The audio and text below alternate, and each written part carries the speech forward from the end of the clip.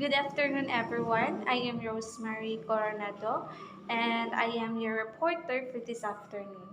So, I am going to report human behavior in organizations. So, long before, humans already attempt to be productive or to be financially stable or to have a stable income. And with those attempts, na siya mga underlying risk and there is a possibility na ma-fail to siya. So, in fulfilling those dreams, na yun siya mga underlying risk. And those are driven by factors. And one of those factors is the human behavior. So, in what sense nga ang human behavior is maka-affect siya sa pag-achieve of a certain goal? So, for example, I am a student and it is my goal to have a good grades. So, how will I make, how will I achieve a good grade? So, kinahanglan in order to for me to achieve or for me to have a good grade or a higher grade, so dapat mo eskwela ko, so dapat magtuon, and so those are just one of my behaviors. So those are just one of my actions na dapat na akong buhaton in order to achieve that goal. So those mo na nga makaingon ta nga naay ka ng naay factor maka-affect ang behavior nato towards achieving a certain goal. And so as to an organization. So for an organization to be successful, to be productive, so dapat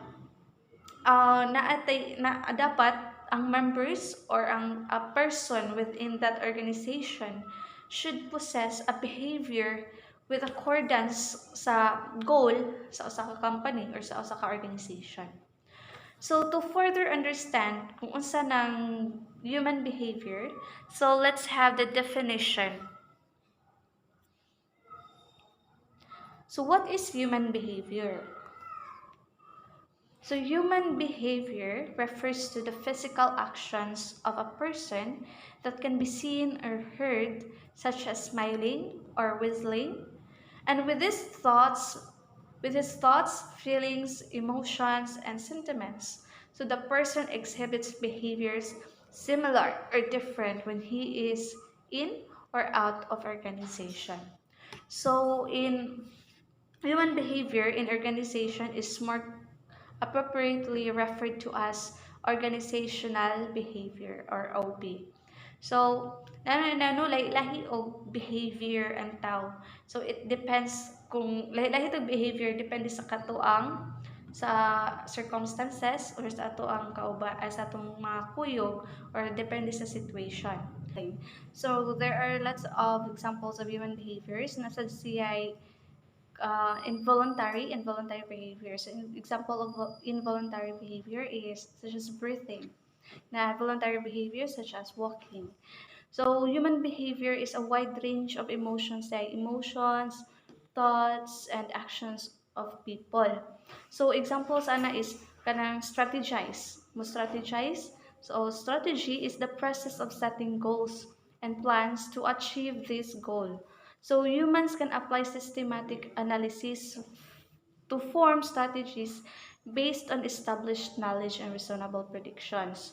So another example of human behavior is such as kanang the way he or she communicates. So communication includes a wide range of fully developed concepts that can be used and communicated.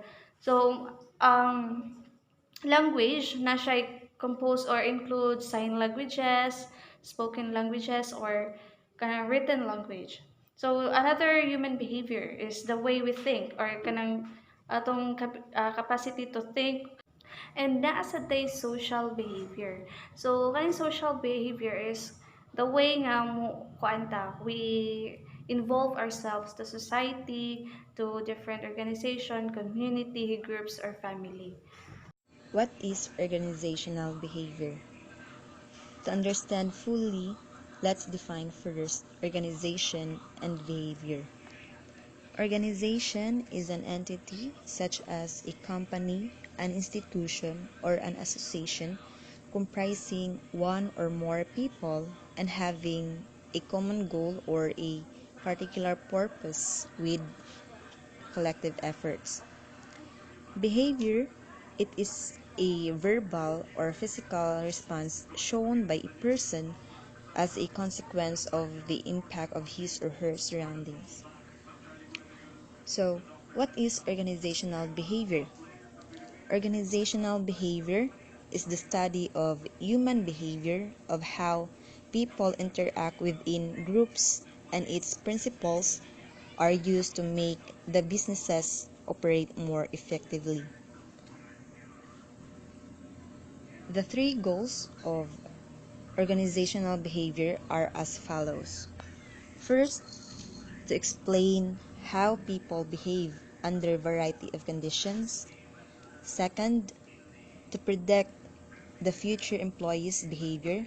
And lastly, to control the behavior and develop some human activity at work. Good afternoon, everyone. I'm Sarah Angela Orsal, and this is my section of the report. So, as mentioned earlier, a person exhibits behaviors in two places, in the organization and out of the organization. A person usually behaves differently within an organization because of the protocols that come with being in a professional space. For example, they might avoid voicing their differing opinions so they don't get in trouble with upper management. There are four elements of OB: people, structure, technology, and environment. The first element is people, which make up the internal social system of the organization. This is the most important because obviously there can be no organizational behavior without humans exhibiting human behavior. People in OB refers to individuals in groups. There are also formal and informal groups. The second element is structure. This refers to the formal relationship of people in the organization, specifically the division of labor among workers. Technology, the third element, refers to the combination of resources, knowledge, and techniques with which people work. It consists of all the physical assets of an organization, such as buildings, machines, and assembled resources, as well as the systems set in place to conduct work or the work processes. The last element is the environment, which refers to external forces that potentially affect the organization's performance. This includes suppliers, customers, competitors, government regulations, etc. Good afternoon, everyone. So, I'm the next reporter, and I will talk all about the benefit of studying organizational behavior. So, the study of OB refers to certain benefits, so there are four of them. First is development of people skills, followed by personal growth. Next is enhancement of organizational and individual effectiveness. Last is sharpening and refining common sense. Development of people skills has two types. So, first is the skill in doing his work. It relates to a particular occupation. For example, a pediatrician has his own clinic and you will compare it with another pediatric clinic. So you will look if who is more lined up of customers. So probably the more lined up customer, the pediatrician works there has an efficient skill and he knows well how to handle his customer. Second, the skill in relating with people. Its ability to work well with others and help the organization to be more productive.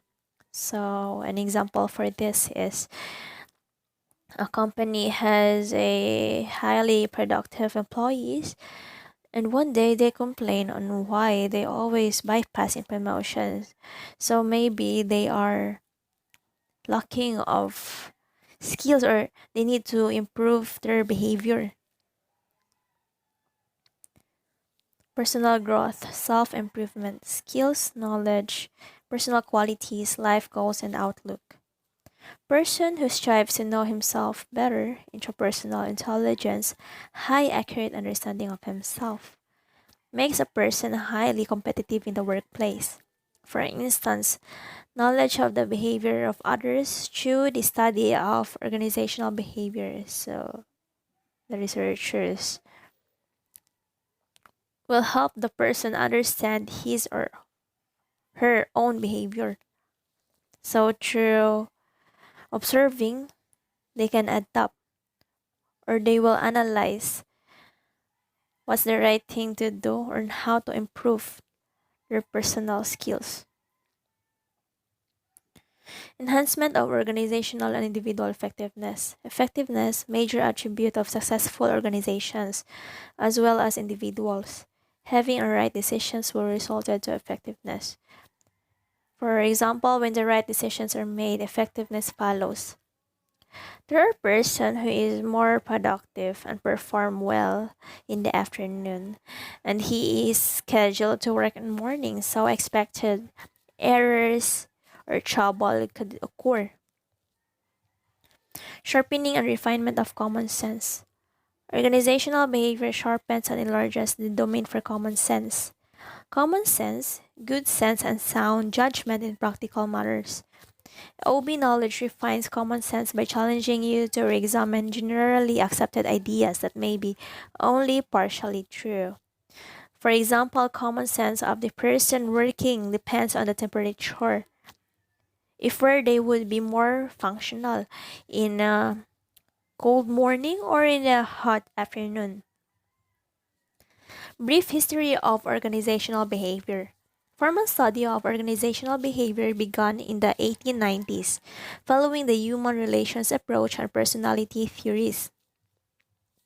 The human relations approach. Scientific management approach. In the 1890s, Frederick Winslow Taylor identified the positive effects of precise instructions, goal setting, and motivation rewards. Scientific management is based on the belief that productivity is maximized with a precise set of instructions based on time and motion studies. The four principles of scientific management are studying tasks using time and motion studies. Second, scientifically select, train, and develop workers. So this is for the newbies. So naturally, they will begin in training ground for 3 to 4 months mostly. As far as I know, in call center, they will undergo a 1 month training. So it's necessary for the newbies. Third is managers provide detailed instructions. Fourth, divide work between workers and managers.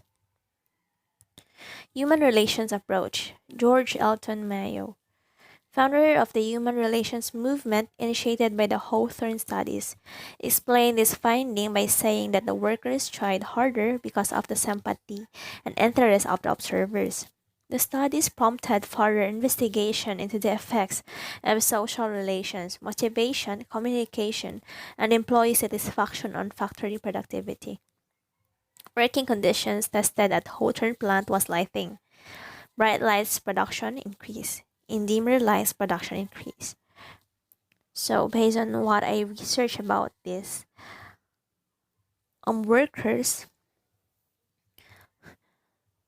assumed to be more productive when someone is looking at them or someone is monitoring, observing. That's why in his study he says the sympathy interest of the observers. So it depends if there is an observer or not. The personality theories. Freud's model, a great contributor who brought the idea of people are motivated by more than conscious logical reasoning. Freud model believed that irrational motives make up the hidden subconscious mind, which determines a major part of people's behavior. So most people has conscious and unconscious logical reasoning. They have ideas and impronto, but the next day there will be unexpected follow-up thoughts upcoming to their mind. Behaviorism approach by John Watson, an American psychologist, believed that one can complete gain behavior by studying or modifying to its environment where people operate. He formulated a theory about learned behavior. B.F. Skinner, father of operant conditioning, who extended Watson's theory. So, behaviorism approach belief is that a worker can gain behavior by studying or modifying this environment where people operate. So he will going to adopt or just going to observe and how we're going to learn. So he will learn by himself through observing. Humanist approach. This theory is composed of a group of psychologists and three prominent contributors, namely Abraham Maslow, Carl Rogers, and Fritz Perls. Rogers believes that people should acquire their own values and attitudes rather than committed to a fixed set of prescribed goals. So Rogers' belief says that each individual person should believe on their own values and attitude rather than their high prescribed goals. Perl's contribution is the Gestalt psychology, emphasizes that the brain is a self-organizing, holistic unit that is greater than the sum of its parts. So brain works in itself. All we can do is depend on it. Maslow rejects ideas of behaviorism. I'm Joselet Ubas, and the topic that I'll be discussing to you is all about ethics and organizational behavior.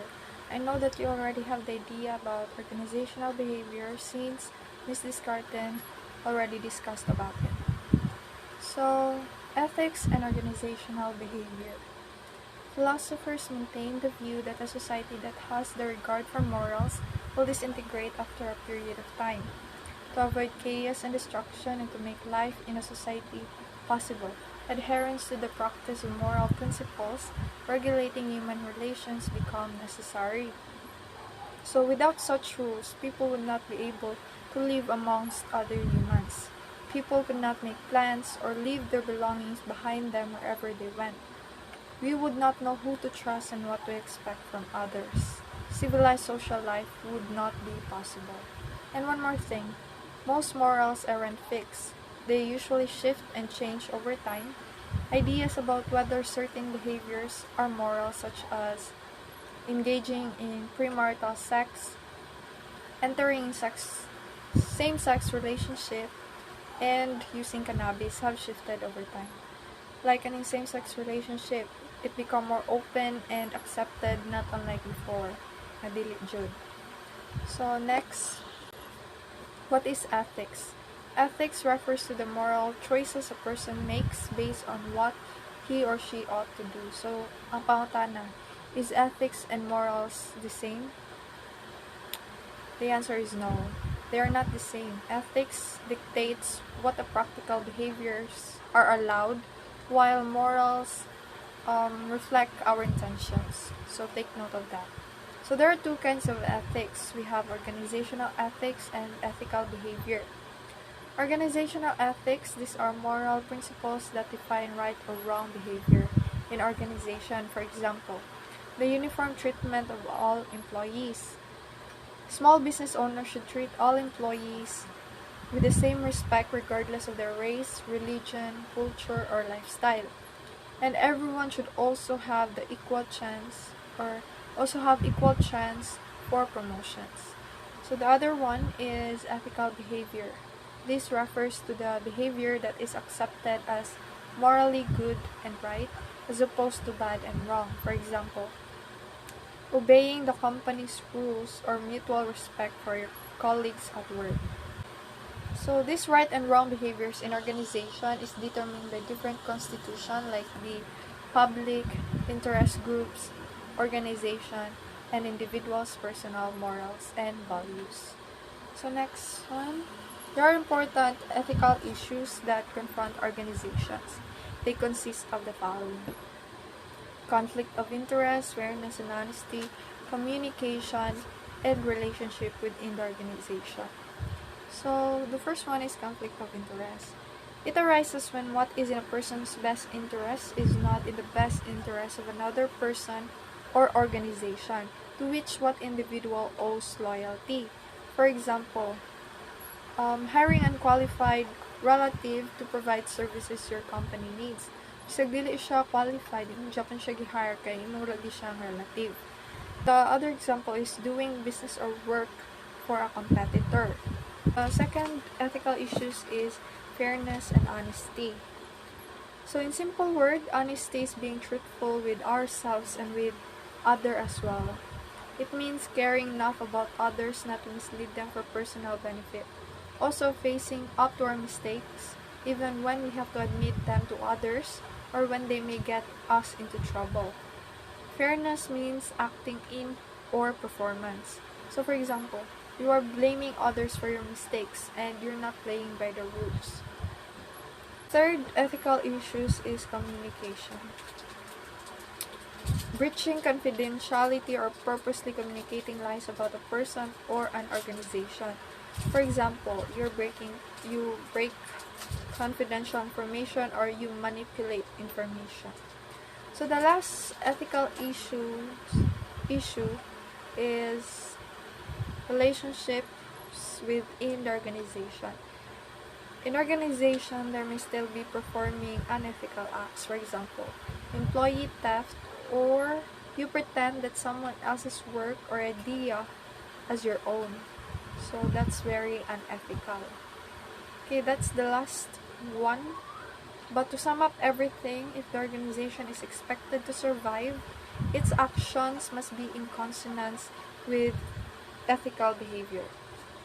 So, ang role day aning ethics sa organizational behavior, it helps ensure that each person is treated fairly and maintains personal responsibility, ensuring that each person earns a fair market wage based on his effort, experience, and performance is one example of an ethical guideline that greatly affects individuals. Similarly, by clearly outlining personal responsibilities such as not padding expenses or abusing sick leave, ethical codes can help ensure that a high level of trust exists between coworkers and superiors, loyalty, and thus productivity may rise. So that's all for today, and thank you for listening.